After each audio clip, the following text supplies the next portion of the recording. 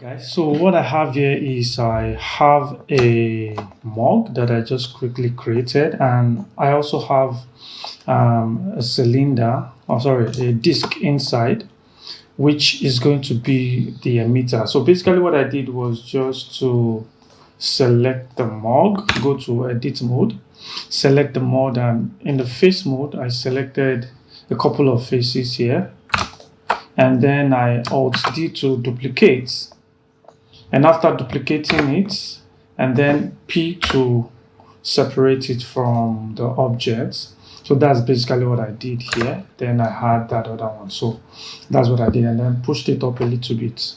Okay, so that's basically what I did here to have that other object. So I'm going to delete this and get back to this object that I have. So once I am done with that, the next thing I'm going to do is to create my emitter, but I need to create an object that I'm going to be using to emit from this, because by the time I want to texture, that will be easy for me. So I'll Shift A to go into object creation mode, and I'm going to create a UV sphere. It's going to be really large, doesn't really matter. I'm going to reduce this segment so that I have more responsive stuff. Since it's just going to be very small particle, so we will not really see that much particle. So I'm going to make this 8 by 6. I think that's fine.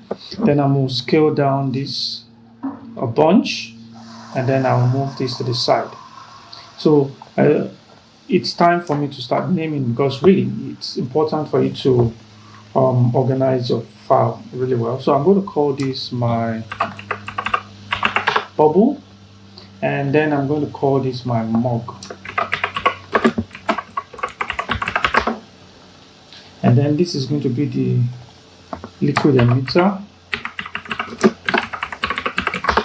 Alright, so just to know what I'm selecting. So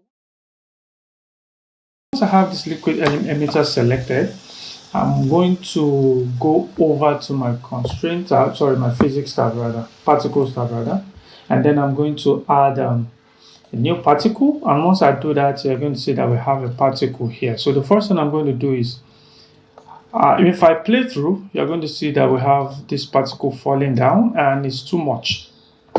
So it's too large really. So I want to go to the render section. I'm going to bring down the scale of that particle. So let's go back.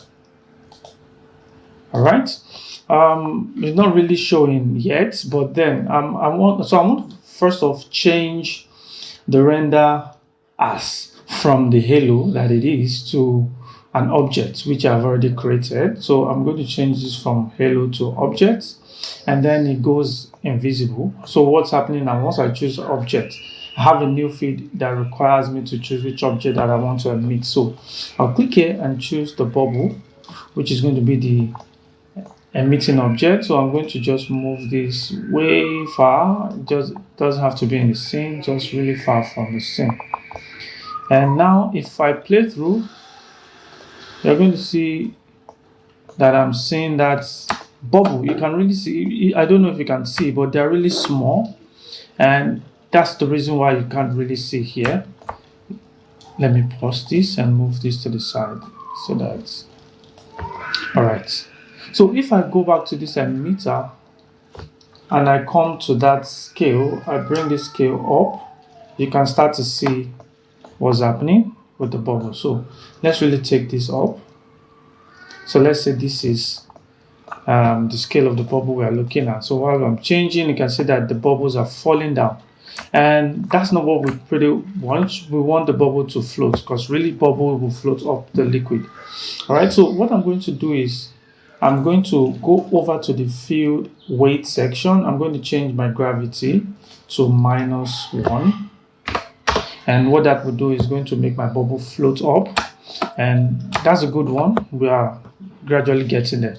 Another thing you can also notice is that my bubbles are of same size. I need to reduce, just create randomness in the size, just so that it doesn't look too fake. So I'll go back to the render and change the scale randomness. Just take this off and you notice that a couple of them are small and also some are big. So you just look at that spot that feels okay for you, and then you can just leave that. So if you also look at this, these bubbles are going up fine. And another thing I want to look at is you can change the size or the number of particles that you're having. So if I make this like 2000, I have more particles, so that's self-explanatory. But another thing I want you to notice is that they get to a point and it stops emitting, and that is set by the end frame. So the end frame is set to 200. That's why once it gets to 200, it stops emitting. So if I want the emission to go all the way to 250, I'll just come here and change it to 250. So it actually depends on what you're reaching out for, what you're trying to create. If you are trying to create a bubble coming from, let's just say, a particle that dissolves over a period of time, you know that once it finishes dissolving, then bubble stops. So but then let's just assume that the particle goes through the end of the frame. So if I play through, you notice that it continues to play through the end of the frame. But now this is you can see what's happening. So while we're looking at that, let's go into another settings, and that is if you go into the is it here? Actually not here. So if you come down, let me see which other thing I need to add. Yeah, if you come to the physics section of this particle, you notice that the bubbles are really going really fast, so fast. So we can reduce the speed at which this bubble floats by coming all the way to the drag for the force and just increase the drag a little bit. So the more I increase, you can see the less it goes. So I'm going to just change this to a point that it doesn't look too much. I feel that the particles are too much, so I'll come here to this particle. I'll just take it back to like 1000 to start with. We can always still come back. So let's go back here. So we have the dampiness. So I said drag, sorry, I meant damp, because really if I increase the drag, it doesn't really do anything. So it is the damp that I will change. So the higher I go, the slower it is. So just to add a little bit of realism to the bubble floating, you notice when the bubble floats, it goes really fast from the emission point and then gradually slows down up. I found that the Brownian helps to create that illusion for me. So it really works for me. And that's for that. And then you also notice that it continues to go all the way up. I need to look for a way to kill the particle at a particular period in time. So if I go back to the emission, we have life time. So if we bring the lifetime down, because 50 is so much, if I bring it to like 10, you notice that it starts to die off. You can notice that. So you just look at the value that works with you, that works good for you. And you also need to consider the level of your liquid, the top of your liquid, and that will help you to do that. So if I bring it to like 5, it died earlier. So maybe this is where you want your liquid to, the top of your liquid to be. So I think in my own case, 15 is not good. So let's try 12. I actually think 10 is okay for me. Yeah, that level is fine. And now, I would call this end because normally this is just how the bubble goes. You can just come again to the dampness and just try to reduce this, and you get to see what's happening. Okay, I think I want to still take this up a little bit. 11 should 12. But because I changed the dampness, I think I need to come back and up this value. Okay, so this is fine. So I can as well as just end this here, but what I can just do is to add a liquid element, because it would not make sense, it's just floating. So what I can do is look at where this ends, somewhere here, and then I can just quickly create a cylinder just to show the surface of the liquid. So Shift A, create a cylinder, and then I can just move that cylinder up to show the liquid substance. And also, the cylinder should be in the mug. So I'll just scale this down to the point where it's on the surface of the inner part of the mug. Scale. Let's go into wireframe. And so this is our mug, and this is the liquid. So we can just, so this is the surface of that liquid. So let's say somewhere here. I just want to scale this down a little bit so that it doesn't intersect with my mug. All right, so we have that. Then the only thing I just need to do is to bring my liquid to the level where the water stops. So if I go back again and I go to tab, select this face, go back again, I can move that surface to that point, and then I'll just give this water material, and that's just it. All right, so that would have just done the bit for us. And so this is the starting point. It's fine. If you play through, it feels like it's stopping at that point, right? It's just an illusion we're trying to create. But what if I want to try to simulate something more realistic? That some bubbles will float before they die, before they get popped off. So how do we simulate similar thing whereby the bubble some of them will float while they're on the surface, while some can die before they get to that surface? So how do we do that? So if I select let's select this and call this our water. So this is our water. And if we go to the liquid emitter, you notice for this life cycle, I forgot to, because as of now, they are all dying at the same time, 15 frames. We can randomize it so that some die earlier and some die later. So I can just randomize this. And what that means is that some of them will float will go beyond that, and some will die just before it gets to that surface. So it's just to try to create randomization in that particle dying. So let's go to what I was trying to say. So I want to have a couple of these particles floating before they die. And how do we do that? We need to create a collision to do such. All right. So, but for us to see that, we need to really increase this lifetime so that we want it to go past it, and that's how you would see that collision. So once this thing is going past it, the next thing I'm going to do is, let me just stop this first. I'm going to select this liquid. This is what I'm going to be using for everything. So I'll select the liquid. I am going to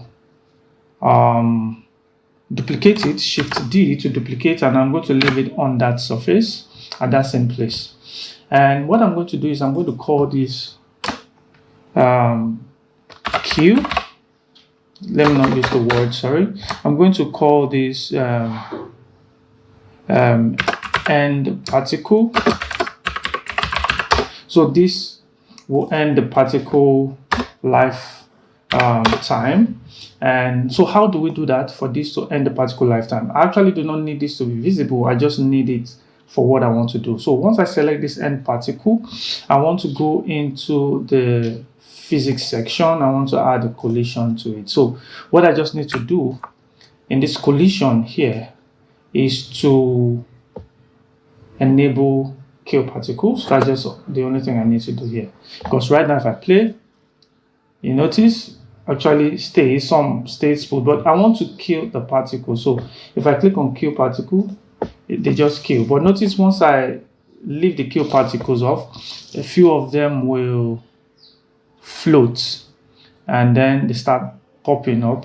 And actually I think this is just what I need to do. Before when I was practicing, I actually did 2 of these, but I realized now that I actually don't need the other one. So I will just make sure I leave this off, and I'm going to increase the stickiness so that a few of them will stick, and then while they stick, some of them will die. You can notice what is happening here. So if I bring the stickiness down I think it's actually better without the stickiness, because if I take it up, it start going really fast. But let's come here to dampness, damp this thing a little bit.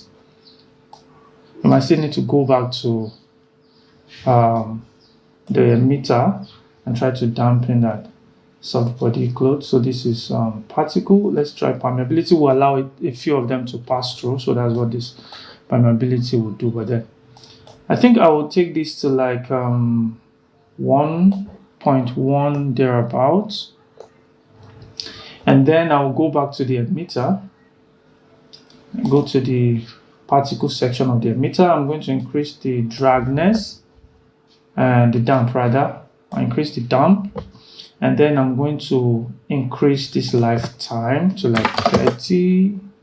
30 is not enough. Let's try 50. So we have some of them here staying before they die. So you can see here, you get to have this effect. And then some particles float here before they die and some come in here. So let's go to this render and increase the randomness and then reduce this scale so that they don't look too big. They feel too big, so I'll just reduce the scale. And now this is looking pretty much like it. All right, so again, if you want to stop here, there's no law holding you back. You could just stop here and just finish up what you want to do. But then let's also take it to a third step. So let's say now we want to create an illusion that there's rising in the liquid. All right, the liquid is rising up, and while the liquid is rising up, that means the bubble should will interact with the rising, right? So let's do that. And it's actually a very simple thing to do. I'm going to select both water and the end particle that we created. You notice both of them are the same thing. Once I select both of them, I'm going to go to the edit type. Sorry, before I do that, let's be sure that we apply the scale. Yeah, so the scales are applied. So I'm going to go to edit tab to edit both of them, and then I'm going to move both of them down. So I'll just select both, and before I do that, actually I'll go back to the object tab, go into the data section. I'm going to create a key, a shape key. I'll create one and I'll create another one, and I'll call this rising liquid. And so for the rising liquid, once I have this rising liquid created and selected, I can go to tab, and then I will move this rising liquid down to somewhere here. That's just what I need to do. So what that will now do now is I can animate this rising liquid. All right, so it feels like it's filling up gradually. So let's just quickly do that. So if right now you can see it's filling up here, but no issue. So I'll start from here, bring this to 1, keyframe that, and go all the way to maybe 80, bring this to 0, keyframe that. And if I come back and I play through, see, this is what you get to have. You see the particle following the rising liquid, and maybe I want to move this here so that they don't float to. So you see that, and that continues to. And also you notice that okay, go back, but if I don't want the particle emission to start with the timing, what I can do is I can come back to the emission, the liquid emitter, and under this particle I can come to, where is this object? I can actually do that here. So I can say I don't want to start emission until I start moving. So here I will make this 0, keyframe that. Okay, sorry, not here. I will change my start emission. Yeah, that's basically what I need to do. So I don't want the emission to start until here. So I will come to frame 20, and that's where I want to start my emission. So I'll just change this to 20. So that's basically what I'm going to do. And then if you play through, it doesn't start until that frame 20, and then it start emitting at that time. So this is another level to it. Don't forget, this is level 3. So if you are still in this video till this moment, you have like 2 more steps ahead of those who just ended up earlier. But then if I told you that you can still add another level to this to make it look even more believable, because right now if you notice, the surface of this liquid is just flat, and liquid is not that flat. There's a lot of wobbliness to it, a lot of is it turbulence on the surface of that liquid. So what we do, we can actually create that illusion also. Okay, so we can create that illusion, and I'm actually thinking that I do not actually need this water. I could just go with that end particle. I think that's one that has the collision object, so I can actually hide this and do that on this guy. Really, it's that simple. So let's go to the end particle and let's do that. So what I'm going to do is I should have done this before animating, but let's see if this works. So if I come to this particular surface and I hit tab, select this surface right here. I'm going to, let me isolate this. I want to delete that surface by hitting X, delete the face, and then go to Tool to select edges, Alt and select one of the edges to select all of this edge. If I hit Control F, I want to fill, I want to have a grid fill so that I can have a lot of subdivision here. So this subdivision I'm going to use for the next thing I'm going to do right here. Okay, so let's simplify this. So now we have surface that has been subdivided. So let's play through.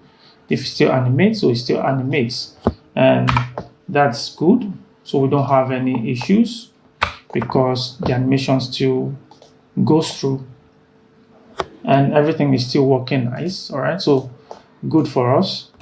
And now what I'm going to do is I'm going to go back to this same guy, isolate it by hitting /, go to Edit tab. So while I have all of this face selected, I'm going to go into my data section, create a vertex group, and then I'm going to assign it to that group.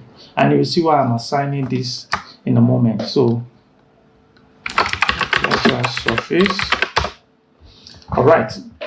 So once I'm done with that and assign that, and then the next thing is I can go back to the Object tab. I need to now create a form of displacement on this surface. Okay, I need to create a form of displacement on this surface. So how do I do that? I'm going to go over to my modifier stack and I click on this add modifier, and I want to look for displace. So I think it's under, is it generator or edit? I'm not really sure. Is it deform? Yeah, deform, displace. So you have that. So once you click on that displace, it will displace the whole object at first. And because that's not what I want, I just want, let me hide this so you see the difference. You can see, I just want that surface displaced, not the whole object. So what I'm going to do is I'll go to the vertex group, change it to that surface, and this is what we have. You notice only the surface that is now being displaced. And it's also displacing this way because we don't have a texture or a shader driving that displacement, and that's why you're having this. So you're just using a value to displace, which is just number 1. So for us to use a texture or shader to drive this, we just come to this section and click on this new. So once you click on new, this is another thing that happens, don't worry. And we want to click on this button here, this icon, to take us into the texture shader. Just open it here, and once it opens this one here, the next thing we want to do is we'll click here under this type that says image, and video, we change it to noise. We can choose different pattern. I actually think cloud will work best. If you go to noise, you see you have different pattern. If you go to cloud, you have another pattern here. So what I'm going to do to this cloud is I'm going to change the size and the depth. So if I come to the size and I increase this just a bunch so that we can have this irregularity, this pattern, because I don't want this surface to be too small. So I just want, so what I'll be doing, I'll be going back and forth to change the size and also the strength from the what is it called, from this particle displacer value. So while I'm changing this, I'll go back to that displacer. I'm going to reduce the strength. So if I bring the strength down, start to see what's happening. So this is only affecting this top here. You can see it's not looking too smooth anymore. So just come here, just want this displacement, just a little bit of that displacement, and then we'll go back into this and also reduce this so that so the lower it is, the more the pattern. You can see that. And then you can, let's see the depth. So the depth will just add more detail to that pattern. If I right click and I auto smooth, it's going to smoothen that. All right, so don't worry about that. So if you also look at your nebula, I really do not know what it does really, but you can just check. If anybody knows what it does, please drop that in the comment section and help someone. So we'll go back into the displacer and also still bring this scale down. I think this is good. All right, so that's the noise that I want up top. You can also change your mid-level to maybe lower it or increase it, but I'll just leave it at 0.5 and let's unisolate that, and then we can look at what's happening here. And let's go into this noise pattern. You can see what's happening here. So if I play through, see, you have the top, and that is how you do that. Okay, so that's how you do that. But then you notice this poses another stuff to look into, which the top, once it gets to that end, you notice the top is static. I've not been able to get the solution to this, but if you have anybody that has that, you can just put that in the description. So the solution I'm talking about is having to make this top still move, wobble while it's at that level. So if you have anybody to just create that, then that's nice. So in my own case, what I would do is I will stop at the point where it just gets to this place, which is, let's say, 135. So I'll just make my end frame 135, and that will stop my end keyframe for the animation. So you see all of this in going up like so. All right, so you will do that. So the next thing is just texturing your product. So it's really as simple as getting a glass texture for this, getting a water texture for this, and a hair texture. So let's just quickly do that. So if I come all the way here and I could quickly change this to this, I select this and go to the texture tab. I'll just give this glass, and I'm going to change this from principled BSDF to glass, and this is what we have really. So I'm going to leave it as this, as the value. So I'm going to reduce the roughness, and that's for that. So for the water, which is this, I'm going to make this liquid also. So this is going to be also a glass BSDF, and this is going to be water.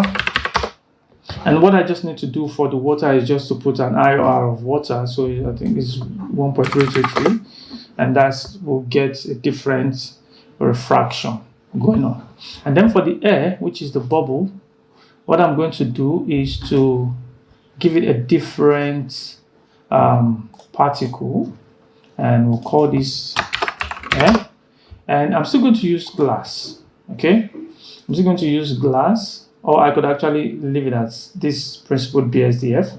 So what I can just do is to bring this actually, let me use glass. I can use glass if I so let's just use glass. Can use glass BSDF. This is air. So what I'm going to do to this is bring this down, give it IOR of air, which is 1. Okay, so that's the IOR of air. But what I'm going to do is I'm not just going to give it 1. I'm going to give it like 1.001, just to have a little bit of refraction going on in there. And that's just pretty much how I'm going to texture the glasses. And if I go to check that now, you're going to see that we're going to have some render going out. So let me just change this to let me see, have my material section. I just come material, polyhaven texture. You can just bring anyone. Oh, by the way, if you are looking for HDRI, you can go to polyhaven.com. They have very good HDRI. So they really have a good HDRI to set.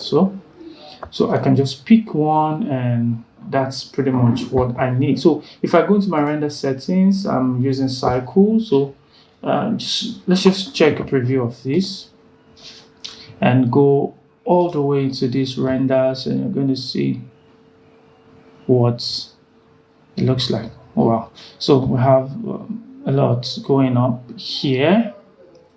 So let's see the liquid, which is the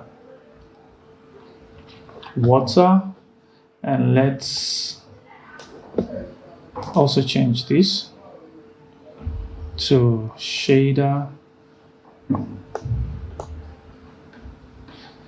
Okay, see,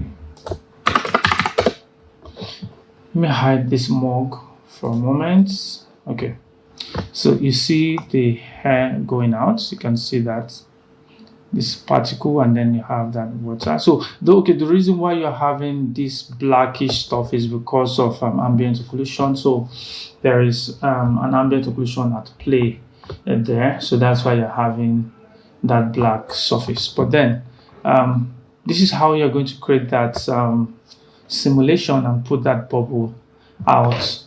So I'm going to end this here, and I would like to implore you, if you think you've gotten value for your time here, please consider giving me a like, share the video, and make a comment under for any possible tutorial you would like to see. And if you are new to my channel, please do subscribe, because I do tutorials like this every day. So once again, do have a wonderful day, and God bless you.